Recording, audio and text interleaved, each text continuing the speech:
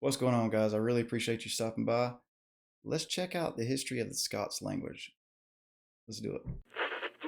I told you those savages couldn't be trusted. The Scots language is one of the three indigenous languages of Scotland. Scotland's other languages are English and Gaelic. English is used throughout Scotland, while Gaelic is spoken mostly in the Highlands and the Western Isles. Scots is spoken throughout mainland Scotland and in the Northern Isles. Wait a minute. So Scotland has three different languages that English, Gaelic, and Scottish, Scots. It's crazy. I had no clue. Scots has some 60,000 unique words and expressions. It is the language of a magnificent, centuries-old literature and was once used by kings, politicians, and ordinary people alike. Scots today is spoken. So why didn't he just say it was used by everybody? Kings, politicians, and ordinary people alike. He just should have said it was used by everybody. Politicians and ordinary people alike. Scots today is spoken on a continuum. Some people use more, and some people use less. Some of us use the occasional word or expression, such as wee, scunner, bonny, peedy, or peely wally. Others speak in rich. What do those words mean? I'm assuming it's like slang or just words of the Scottish language. Bonnie, let's hear these again. Word or expression, such as wee. Wee. Now I've heard of that. Does that mean little? Scunner. I haven't heard of scunner, so I need to know what that means. Bonny. Bonnie. Peedy. Or peely wally. Peely wally is a funny one, so I really need to know what that means. Others speak in rich, broad Scots, complete with its own pronouns, prepositions, grammar, and word order. Scots has a vast vocabulary, a unique history, and a wonderful literature. It has a range of features and sounds that are never used in English. For these reasons, most linguists and academics today agree that Scots is a language in its own right. The Scots language came into its own during the Middle Ages. It was at this time that Scots took over from Gaelic as the main spoken language of lowland Scotland. Okay, first of all, I gotta commend this guy's drawing skills. This guy's killing the drawing. But okay, so Gaelic or Gaelic, I'm not sure if I'm pronouncing that right. I think you said Gaelic a second ago, I think. Anyway,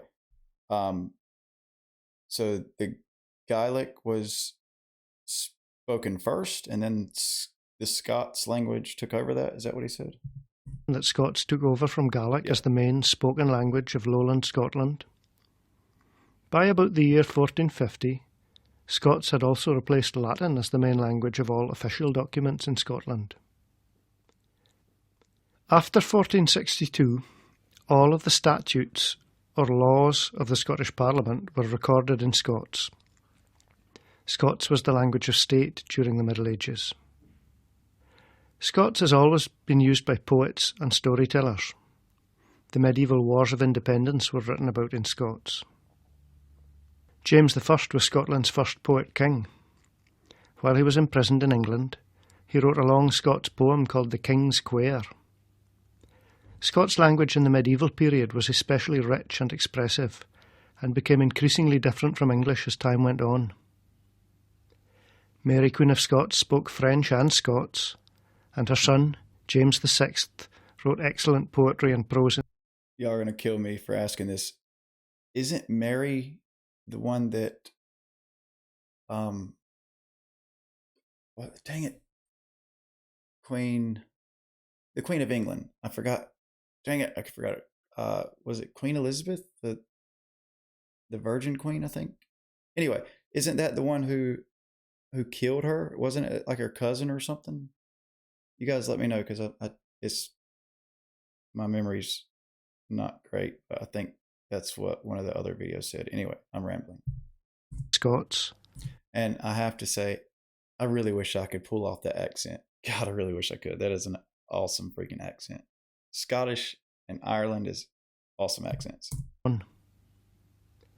Mary, Queen of Scots, spoke French and Scots, and her son, James VI, wrote excellent poetry and prose in Scots.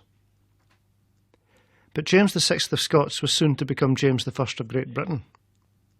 With the union of the crowns in 1603, he set off from Edinburgh to live in London. From this point on, James began to favour writing in English. Some historians view this as a sad period in Scottish history. It has been said that the departure of this brilliant poet-king and his followers to London was a hammer blow to the Scots language. Yeah. But in reality, Scots proved to be very resilient. During the 18th century, Scotland became the centre of a great flourishing of scientific and philosophical learning known as the Enlightenment. As Scottish writers published for a southern audience, they tried very hard to develop what they felt was proper or correct English. Starting in 1752, long lists of Scots words were drawn up to enable writers to avoid them. The great Scottish philosopher, David Hume... Wait a minute. Southern audience, correct English. So they were trying to strip the Scots language away from the Scottish people? Was that what he was saying, basically? And they were encouraged to speak correct English? Even had Scots words to avoid. Wow. Hey, let me listen to that one more time. I think that's what he said. As Scottish writers published for a southern audience, they tried very hard to develop what they felt was proper or correct English. Starting in 1752, long lists of Scots words were drawn up to enable writers to avoid them. Wow. The great Scottish philosopher, David Hume, famously checked his manuscripts in order to rid them of Scotticisms. What? Although prejudice developed towards Scots language throughout the 17th and 18th centuries, Scots continued to be spoken by ordinary people across the country. The Scots language survived in the speech of millions of ordinary Scots and in their songs, ballads and poems. Eventually, in the second half of the 18th century, there was a great flourishing of poetry in Scots. This revival culminated in the great poems of Robert Fergusson in Edinburgh and Robert Burns in Ayrshire, the poetry which most famously brought the Scots language to the world. At the beginning of the 19th century, the Scottish novelist Sir Walter Scott became the world's most famous writer. Scott wrote his Waverley novels in English, yet he wrote the speech of his kindly, rural characters in broad Scots. The millions of Scots who made their way to the cities to work in factories and mills during the 19th century were mostly Scots or Gaelic speakers, and Scots remained very much... I heard him say, he say garlic? Is that how he pronounced it? Garlic? The millions of Scots who made their way to the cities to work in factories and mills during the 19th century were mostly Scots or Gaelic speakers. Gaelic. And Scots remained very much alive in their communities and writings. Scots prose continued to appear in newspapers during the 19th century, often in the form of articles campaigning for social justice. At the same time as Scotland was moving swiftly forward into urban and industrial times, writers and scholars were also becoming increasingly interested in the past. Some of these antiquarian writers began to write down the Scots lyrics of the old country ballads, which had been sung for centuries. In 1808, a scholar called John Jameson published the first Scots dictionary, the Etymological Dictionary of the Scottish Language. The Scottish Renaissance was a cultural and intellectual rebirth that happened in Scotland in the 1920s and 30s. This Renaissance was led by an eccentric, combative poet known as Hugh MacDiarmid. MacDiarmid completely reinvigorated the Scots language in his masterpiece, an epic Scots poem called A Drunk Man Looks at the Thistle. MacDiarmid inspired a great number of writers and activists. In the 1950s and 60s, interest began to revive in Scottish traditional music and song. The soldier and folklorist Hamish Henderson travelled the country, recording people singing and telling stories. Henderson's own international Scots song, The Freedom Come All Ye, refers to the determination of Nelson Mandela in fighting for equality in South Africa and was sung at the opening of the 2014 Commonwealth Games in Glasgow. Wow. In 1983, the most ambitious translation project ever undertaken in Scots came to fruition with the publication of the New Testament in Scots, translated by William Lawton Lorimer. Lorimer was a great scholar and translated the Gospels directly from their original Greek into Scots. Wow. He translated the entire New Testament of the Bible in Scots. It seems like the language, I mean, if I was like Scottish back then, you know, in the 1700, I think that's what he said, like, I would be so offended that they were trying to strip away the language and the culture that I was used to, trying to bring in more English, you know, like basically encouraging people to not speak the Scots language.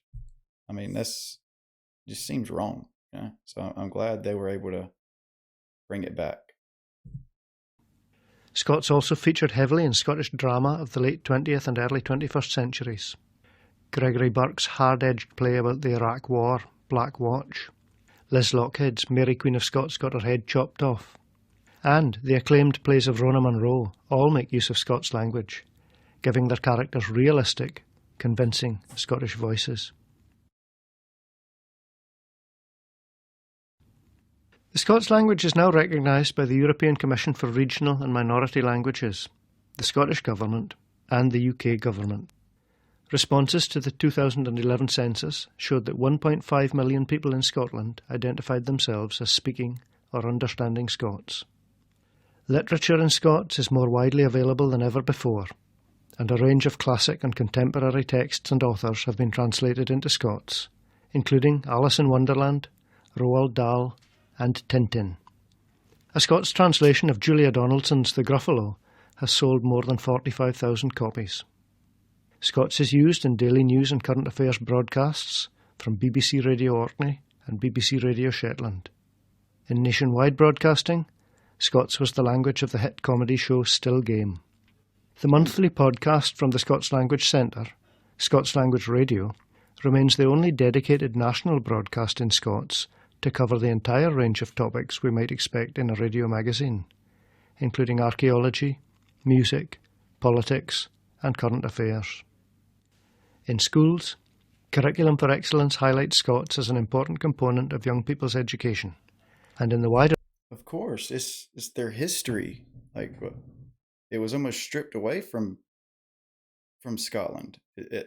From what I'm taking from the video, like the Scots language there was a huge campaign to strip Scottish of its, you know, culture, heritage, language, whatever, you know, it's just wrong. It just seems like it was wrong. So I'm really glad that they were able to bring that back. And I don't know, it's great. In the world, folk continue to speak Scots much as they've done for centuries. These days, the language is being used increasingly for advertising, business names, signs and menus, as well as in texts, instant messages and email. Government agencies have begun to develop their own Scots language policies. The Edinburgh Macker, Christine DeLuca, comes from a Scots-speaking community in the west of Shetland and writes in the Shetland variety of Scots. Philippa Whitford, the consultant surgeon and Member of Parliament for Central Ayrshire, chose, on entering the House of Commons in May 2015, to take her vow in Scots. Wow. The Scots language has seen 7 centuries of mixed fortunes and sometimes difficult history. People who write or speak it, those working to promote the language, and those who simply love it, all share a strong sense of optimism about the future for Scots. I like that video. Learned a lot about the Scots language. Like, I didn't even really know there was a Scots language. I heard of the Gaelic language, but I don't think I've heard of the Scots language until now. So I learned a little bit today. I like that video. All right, guys, you guys, first of all, I want to know what those words mean. And if you guys know any other, you know, Scots language words or slang, let me know in the comments, especially my Scottish people. Wait, which way is it? I'm out. Yeah, there you go.